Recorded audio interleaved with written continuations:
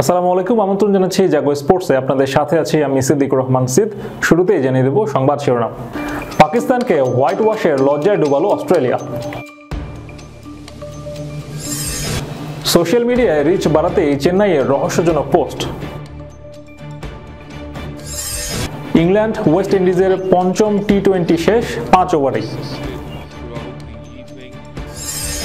বিদায় বেলায় সাকিব হাতুরুকে নিয়ে বোমা ফাটালেন ইমরুল। এক বছরে 5 কোচ বদলালো পিসিবি, এবার দায়িত্বে আকিব। দর্শক শুনছিলেন শিরোনাম, এবারে বিস্তারিত। ওয়ানডে সিরিজ জিতে আত্মবিশ্বাস কুড়িয়েছিল পাকিস্তান। দলটির প্রত্যাশা ছিল এবার অস্ট্রেলিয়াকে তাদের আঙিনায় টি-20 সিরিজেও ধরাশায়ী করার, তবে সেটা আর হয়নি। 3 ম্যাচ সিরিজের প্রথম দুটিতে হেরে সিরিজ হার আগেই নিশ্চিত হয়েছিল বাবর রিজওয়ানদের। এবার হোয়াইট ওয়াশ এড়ানোর ম্যাচে তারা হেরে গেল 7 উইকেটে। হোবার্টের বেলরিফ ওভালে টসে জিতে ব্যাটিংয়ের সিদ্ধান্ত নিয়েছিল পাকিস্তানের ভারপ্রাপ্ত অধিনায়ক সালমান আগা। এই ম্যাচে বিশ্রাম দেওয়া হয়েছিল সাদা বলের নিয়মিত অধিনায়ক মোহাম্মদ রিজওয়ানকে। তবে আগের 2 ম্যাচের ন্যায় এবারও ব্যাটিংয়ে কোনো গতি হয়নি পাকিস্তানের।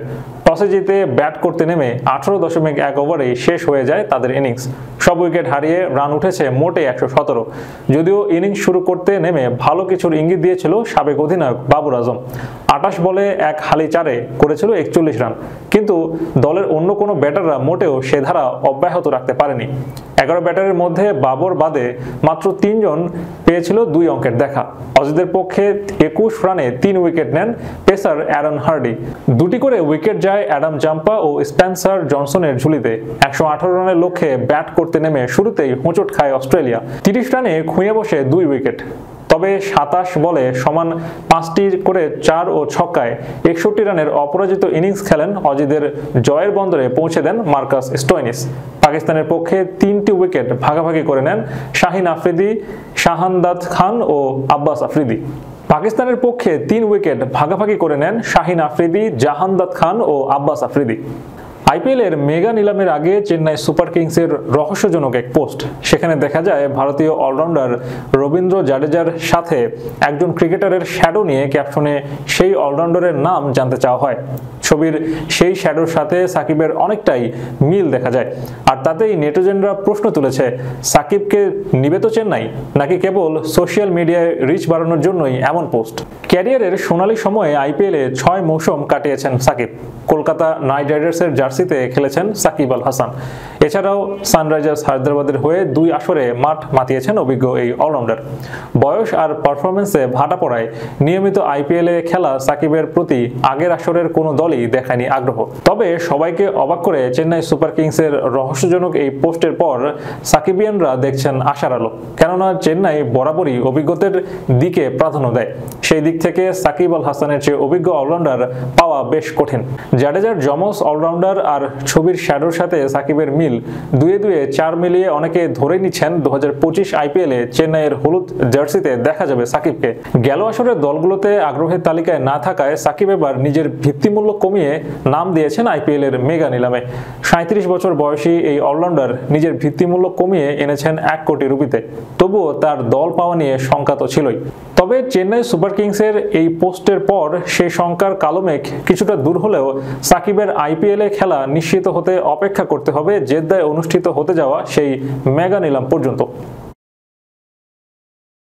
ইংল্যান্ড ওয়েস্ট ইন্ডিজের পঞ্চম টি-20 শেষ 5 ওভারেই। চতুর্থ টি-20তে 2 ইনিংস মিলিয়ে 32টি ছক্কা দেখেছিল সেন্ট লুসিয়ার ড্যারেন সেমি স্টেডিয়ামের দর্শকরা।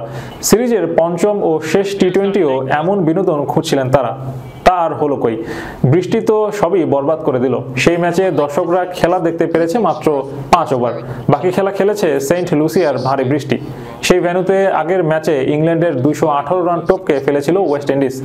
এটি ছিল ঘরের মাঠে রান তাড়ায় ক্যারিবিয়ানদের সর্বোচ্চ জয়। এতে কেবল সিরিজের ব্যবধানটাই কমাতে পেরেছে স্বাগতিকরা। আর আগের 3-0 ব্যবধানে সিরিজ নিশ্চিত করেছিল ইংলিশরা। শেষ ম্যাচ বৃষ্টিতে পরিত্যক্ত হওয়ায় সিরিজ শেষ হয় 3-1 ব্যবধানেই। বৃষ্টি শুরুর আগে টসে হেরে ব্যাট করতে নেমে ওয়েস্ট ইন্ডিজ 5 ওভারে কোনো উইকেট না হারিয়ে 44 রান করে তারা। 20 ওভারে 29 রান করে অ্যাডিন লুইস। 10 বলে 14 রানে উইকেটে ছিলেন শাই হোপ। এই সিরিজে সেরা ক্রিকেটার নির্বাচিত হন ইংল্যান্ডের ডানহাতি পেসার সাকিব মাহমুদ। মোট 9টি উইকেট শিকার করেছেন তিনি। সর্বোচ্চ রান সংগ্রহ ফিল স্লট, 1 সেঞ্চুরি ও 1 50-তে মোট 162 রান করেন ইংলিশ ওপেনার। দ্বিতীয় সর্বোচ্চ ওয়েস্ট ইন্ডিজের অধিনায়ক রোহম্যান পাওয়েল করেন 153 রান। আরেক ইংলিশ ব্যাটার জ্যাকব ব্যাথেল করেন 127 রান। মিরপুর শেরেবাংলায় ঢাকা খুলনা ম্যাচ শেষে সংবাদ সম্মেলনে উঠে আসে ইমরুলের আক্ষেপ আফসোসের বিষয়গুলো।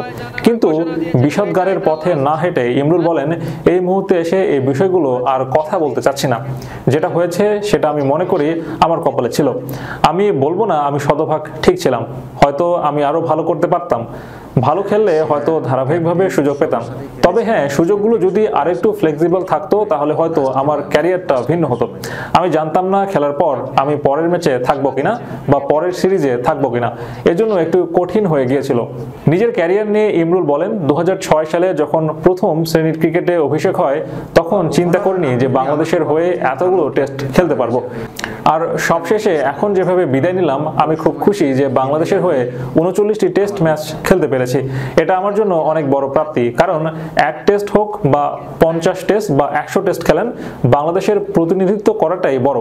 কোচ হিসেবে হাতুরুকে এগিয়ে রাখছেন ইমরুল। চন্ডিকা হাতুরু সিংহে অবশ্যই অনেকের কাছে প্রশ্নবিদ্ধ কোচ। টেকনিক্যাল কোচ হিসেবে আমার কাছে তিনি ভালো কোচ ছিলেন, কিন্তু আবারও বলছি তার আচরণে অনেক সমস্যা ছিল, অনেকের সঙ্গে মিলতো না। আমি তার কাছে অনেক কিছু শিখেছি ব্যাটার হিসেবে। গত 1 বছরে সাদা বলের ক্রিকেটে 5 বার কোচ পরিবর্তন করেছে পাকিস্তান ক্রিকেট বোর্ড পিসিবি। এবার সাদা বলের ক্রিকেটে পাকিস্তানের অন্তর্বর্তীকালীন হেড কোচের দায়িত্ব দেওয়া হয়েছে আকিব জাভেদকে। তিনি পাকিস্তানের সাবেক ক্রিকেটার।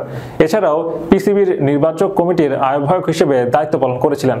অস্ট্রেলিয়ার বিপক্ষে ওয়ানডে ও টি-20 সিরিজে পাকিস্তানের সাদা বলের ক্রিকেটে অন্তর্বর্তীকালীন হেড কোচ ছিলেন জেসন গিলেম্পি। তার জায়গায় জিম্বাবুয়ে সিরিজে আকিবকে দায়িত্ব দেওয়া হয়েছে। আগামী বছরের ফেব্রুয়ারিতে পাকিস্তানে চ্যাম্পিয়ন্স ট্রফির আসর বসবে। আকিবকে এই টুর্নামেন্ট পর্যন্ত হেড কোচের চেয়ারে থাকবেন। এর আগে গত বছরে ভারতে অনুষ্ঠিত 50 ওভারের ক্রিকেটে পাকিস্তানের সাদা বলের অধিনায়ক ছিলেন নিউজিল্যান্ডের ব্র্যান্ট বার্ন। বিশ্বকাপের পর দায়িত্ব ছেড়ে দেন তিনি। তার জায়গায় মোহাম্মদ হাফিজকে হেড কোচ করা হয়, কিন্তু স্থায়ী হতে পারেননি সাবেক ক্রিকেটার হাফিজ।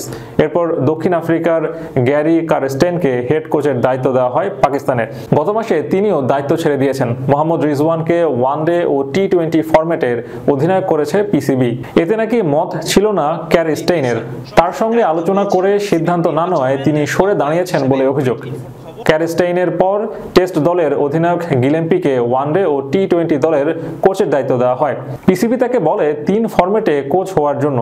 রাজিও ছিলেন গিলেম্পি, কিন্তু টেস্ট অধিনায়ক হিসেবে তাকে যে বেতন দেওয়া হয় সেই বেতনেই তাকে ওয়ানডে ও টেস্ট দলের দায়িত্ব চালিয়ে যেতে বলা হয়। ওই শর্তে রাজি ছিলেন না গিলেম্পি। তবে দক্ষিণ আফ্রিকা সফরের টেস্ট সিরিজ পর্যন্ত টেস্ট দলের কোচ থাকবেন সাবেক অজি অলরাউন্ডার। দর্শক, শেষ করার পূর্বে সংবাদ শিরোনামগুলো জানিয়ে দেব আরও একবার। পাকিস্তানকে হোয়াইট ওয়াশের লজ্জায় ডুবালো অস্ট্রেলিয়া। সোশ্যাল মিডিয়ায় রিচ বাড়াতেই চেন্নাইয়ের রহস্যজনক পোস্ট। ইংল্যান্ড ওয়েস্ট ইন্ডিজের 5ম টি-20 শেষ 5 ওভারেই। বিদায় বেলায় সাকিব হাতুরুকে নিয়ে বোমা ফাটালেন ইমরুল। 1 বছরে 5 কোচ বদলালো পিসিবি, এবার দায়িত্বে আকিব। এই ছিল এখনকার মতো। এতক্ষণ আমাদের সাথে থাকার জন্য ধন্যবাদ সবাইকে। আল্লাহ হাফেজ।